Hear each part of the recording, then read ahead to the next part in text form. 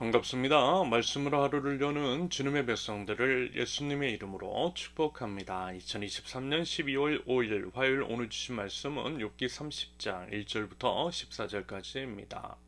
그러나 이제는 나보다 젊은 자들이 나를 비웃는구나. 그들의 아비들은 내가 보기에 내 양떼를 지키는 개 중에도 둘만하지 못한 자들이니라.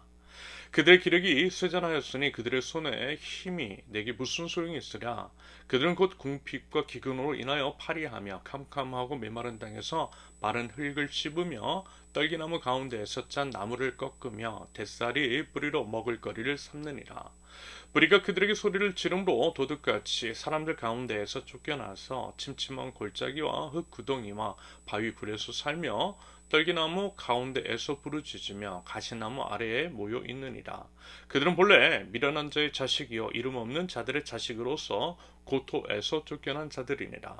이제는 그들이 나를 노래로 조롱하며 내가 그들의 놀림거리가 되었으며 그들이 나를 미워하며 멀리하고 서슴지 않고 내 얼굴에 침을 뱉는도다.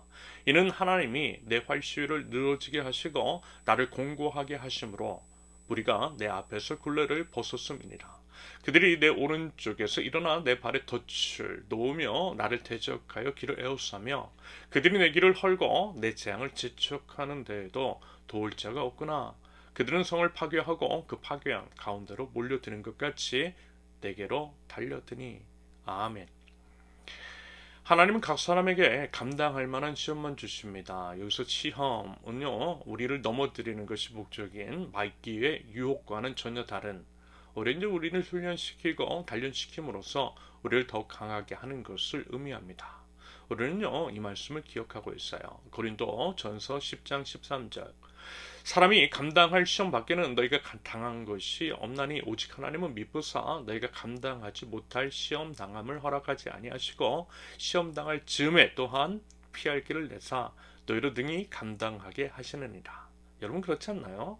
저도 개인적으로 지나온 삶을 돌이켜 보았을 때 크고 작은 시험 같은 것들이 있었지만 그것들은 모두 감당할 만한 것들이었습니다. 그래서 지금 이렇게 서 있을 수 있는 이유가 되는 것이겠죠.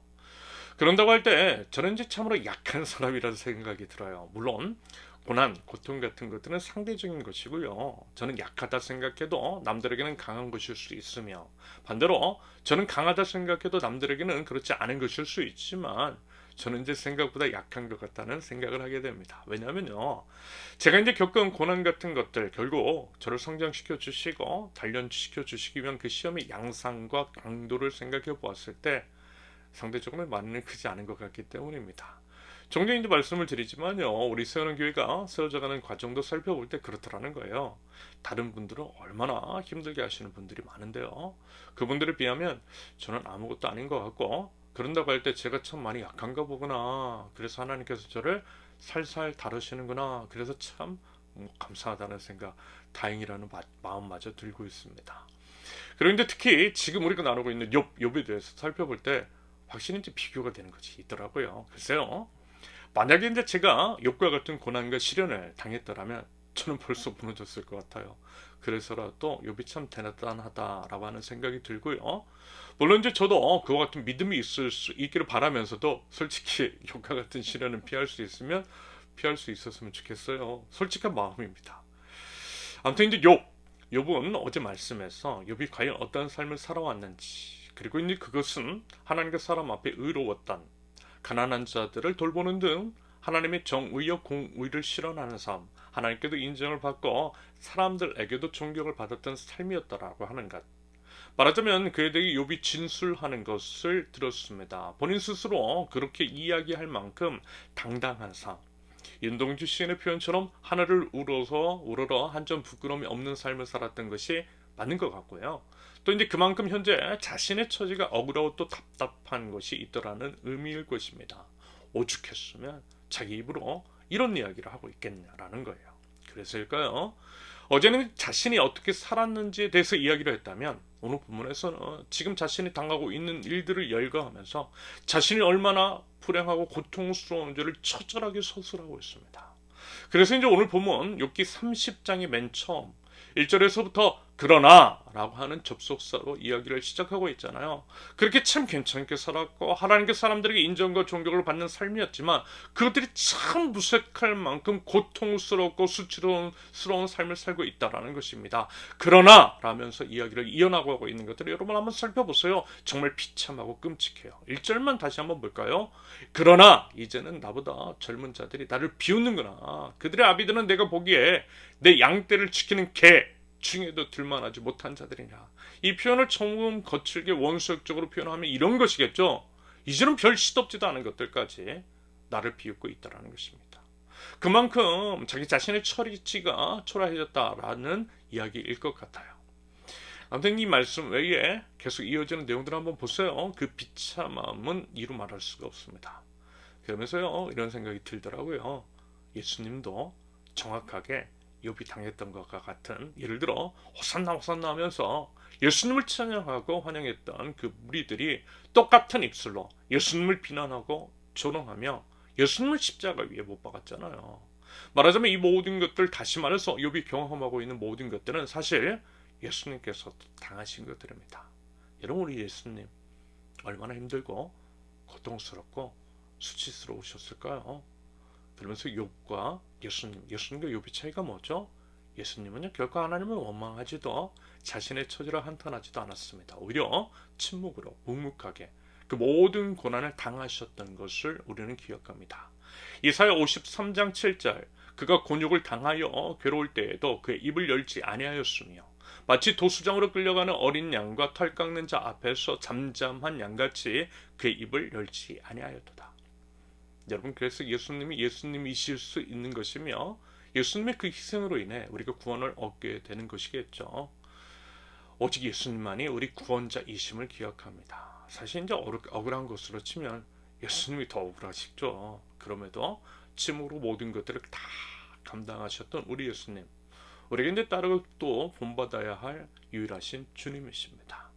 여러분, 우리도요 언제든 이와 같은 일들, 비록 이제 정도는 다를 수 있지만 충분히 비슷한 양상의 일들을 겪을 수 있을 겁니다. 당연히 저도 왜 안 겪었겠어요. 정말 믿을 사람 하나도 없다라고 하는 생각이 들었던 적이 있고요. 배신감에 참 많이 힘겨웠던 시절이 있었습니다.